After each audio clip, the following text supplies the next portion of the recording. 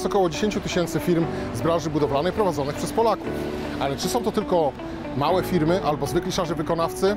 Mam wrażenie, że nie jest tak do końca. Zresztą sprawdzę to właśnie z Wami w naszej najnowszej serii. Zajrzymy do środka takich firm, zobaczymy, jak rozpoczynały swój biznes na rynku holenderskim, czym zajmują się obecnie i w jakim kierunku zmierzają. Więc zapraszam Was na najnowszą produkcję Buduj.nl, czyli Firma w budowie. Naszą nową serię zaczynamy od firmy Sylwestra. Zobaczmy, jak to wygląda. Zapraszam do środka.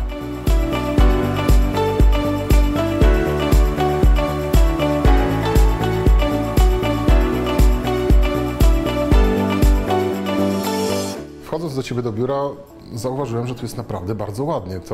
Ta dbałość o szczegóły, te kolory, które ze sobą współgrają, no to wygląda fajnie, a Ty chyba jesteś zwykłym budowlańcem, czy się mylę? Tak, dokładnie, jestem zwykłym budowlańcem, tak, zgadza się. Ale poza zwykłym budowlańcem też mam coś takiego w sobie, że po prostu dbam o szczegóły i lubię tworzyć i ciekawe rzeczy. Jak w ogóle to się stało, że się pojawiłeś tutaj w Holandii? Przez mojego kolegę z tego samego miasta, z Orkusza. Dowiedział się, że chcę wyjechać za granicę. Zapytał mnie, czy mam ochotę wyjechać razem z nim. W Polsce pracowałeś już w firmie budowlanej, czy...? Tak, pracowałem w Polsce w firmie budowlanej w sumie od 17 roku życia. Wow. To było dosyć ciekawe. Pamiętam to jak dziś, jak przyszedł mnie zapytać, czy chciałbym wyjechać za granicę. Budowaliśmy wtedy sklep Biedronka to była? Plus, pamiętam, Plus. Kryptoreklama? W sumie pamiętam, zawołał mnie przez bramę i zapytał, czy chcę wyjechać. A Ty w tym momencie rzuciłeś wszystko i go. Dokładnie. Ja już byłem przygotowany na to, także decyzję już dawno podjąłem. Jak tutaj przyjechałeś, już miałeś przygotowaną jakąś pracę, czy jak? Tak, miałem przygotowaną pracę. Kolega tam, gdzie pracował po prostu. I językowo byłeś przygotowany, od razu założyłeś firmę i wszystko ruszyło. Nie. Czy przygotowane było to, że po prostu miałem chęci i siłę, żeby... Chęci i pracę. A jeśli chodzi o strony takie językowe i inne, to absolutnie nie. Języki obce mi były obce. Kiedy stał się ten moment przełomowy, kiedy stwierdziłeś, że biorę sprawy w swoje ręce i otwieram swoją własną firmę? Ile czasu się to zajęło? 8 miesięcy. O, to szybko. Razem z kolegą Pawłem w sumie podjęliśmy taką decyzję, że po prostu zmienimy swoją pracę, otworzymy swoją, będziemy działać, będziemy mieć roboty tyle, pieniędzy tyle. I oczywiście tak było. Od razu mieliście pieniędzy tyle, roboty tyle, tak? Czy nie do końca?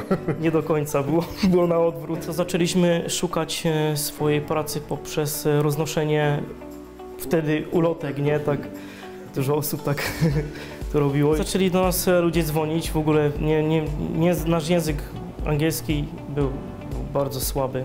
Ciężko nam było się dogadać, ale ludzie widzieli, że mamy chęci do pracy i nas po prostu brali. Pamiętam, raz mieliśmy taki projekt, że 50 km dojeżdżaliśmy na rowerze, robiliśmy tam malowanie domu, kończyliśmy to i wracaliśmy 50 km do domu na rowerze. Także no, było ciężko, ale chęci były ogromne. Kiedy Twoje poświęcenie, Twoje początki pracy zaczęły przynosić wymierne korzyści? Kiedy zauważyłeś, że to jest dobry kierunek i będę w tym kierunku szedł dalej? Zaraz po zdobyciu zaufania u holenderskich klientów stwierdziłem, że to jest to, co po prostu chcę. A ile zajmuje zdobycie zaufania u holenderskich klientów? Bardzo długo. Dla nich jest istotne, kim Ty jesteś, jak wykonujesz swoją pracę, jakim człowiekiem jesteś. Zdobyte zaufanie pozwoliło mi po prostu iść dalej i rozwijać firmę w tym kierunku.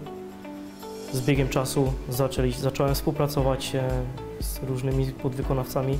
Zaczęliśmy robić coraz większe projekty. Później dojechał mój brat. Zaczęliśmy razem wspólnie działać. Czyli Twoja firma budowlana bardzo się rozrosła i to jest taki Twój końcowy etap, na którym jesteś, czy zacząłeś coś innego robić? Zauważyliśmy, że warto się specjalizować, bo to przynosi naprawdę fajne efekty. Robiąc ogólną budowlankę, zauważyliśmy pewne trendy, które zaczęliśmy wprowadzać na holenderski rynek. Jeden z takich trendów to jest właśnie to drewno, nie? Oni uwielbiają naturę.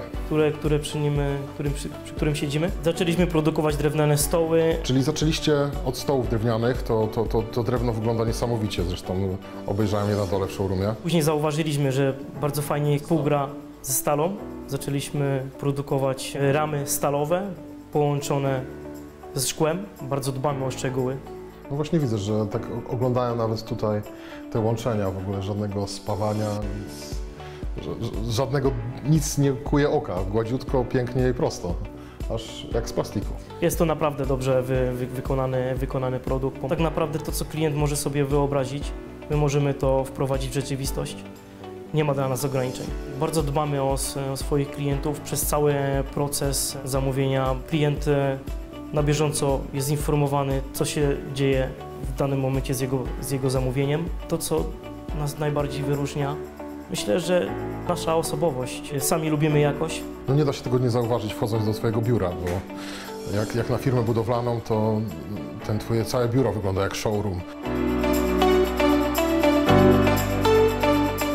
W czasie naszej rozmowy mam nadzieję, że pokazaliśmy Wam, że droga na rynku holenderskim wcale nie jest taka prosta, ale jeżeli dotrzesz do gustów holenderskich, możesz ich zaczarować nawet drzwiami ze stali. Gratuluję pomysłu. Dziękuję, Radku. Budujmy razem. Cześć Sylwester. Dzięki, Radek. Do zobaczenia. Do zobaczenia. I tak wyglądał nasz pierwszy odcinek w Hadze.